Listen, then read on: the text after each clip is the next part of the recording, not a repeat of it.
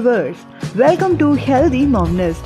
உடம்புல சளி குற்றம் இருக்கிறதால சைனஸ், சளி, காய்ச்சல், தும்மல் இந்த மாதிரி பிரச்சனைகள்ல இருந்து விடுபடுறதுக்கான ஒரு கஷாயத்தை தான் பார்க்க போறோம்.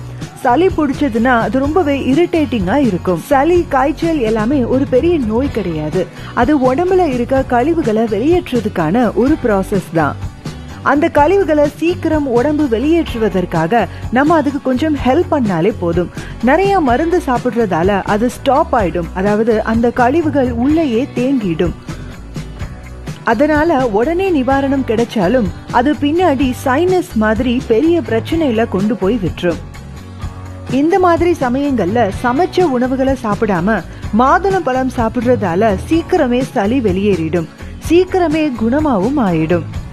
வெயிட் லாஸ் பண்றவங்களுக்கும் நைட்டு சாப்பாடா மாதுளை சாப்பிட்டுட்டு ஒரு 1/2 hour to 1 hour அப்புறம் இந்த கஷாயம் குடிச்சிட்டு தூங்குறதால நல்ல வெயிட் லாஸும் கிடைக்கும், உடம்புல இருக்கிற சளி குற்றமும் சரியாயிடும். இந்த அமேசிங்கான கஷாயம் எப்படி பண்ணலாம்னு பார்க்கலாம். 2 பேருக்கு ஒரு பாத்திரத்துல 3 டம்ளர் தண்ணி எடுத்துக்கலாம். 2 பேருக்கு இந்த அளவுக்கு இஞ்சி போதுமானது. அதை தோல் நீக்கி நல்லா சுத்தம் செஞ்சு எடுத்துக்கலாம். ஒரு ஆளுக்கு 15 மிளகு, 2 பேருக்குங்கிறதால நான் எண்ணி 30 மிளகு எடுத்திருக்கேன். மிளகோட காரம் தான் இந்த கஷாயத்துக்கு ரொம்பவே முக்கியம். இதமா இருக்கும் இதை குடிக்கும் போது. ஒரு ஆளுக்கு 1/2 ஸ்பூன் ஜீரகம், 2 பேருக்குங்கிறதால நான் 1 ஸ்பூன் ஜீரகம் எடுத்திருக்கேன். ஒரு ஆளுக்கு 4 கிராம்புங்கிற வீதத்துல 2 பேருக்குங்கிறதால 8 கிராம்பு எடுத்திருக்கேன். ஒரு ஆளுக்கு 2 ஏலக்காய், 2 பேருக்குங்கிறதால 4 ஏலக்காய் எடுத்திருக்கேன். இது கூட துளசி இலைகள் கொஞ்சம் சேர்த்துக்கலாம். 2-3 இலைகள் இருந்தா போதுமானது. நான் சேர்க்கிறது கருந்துளசி.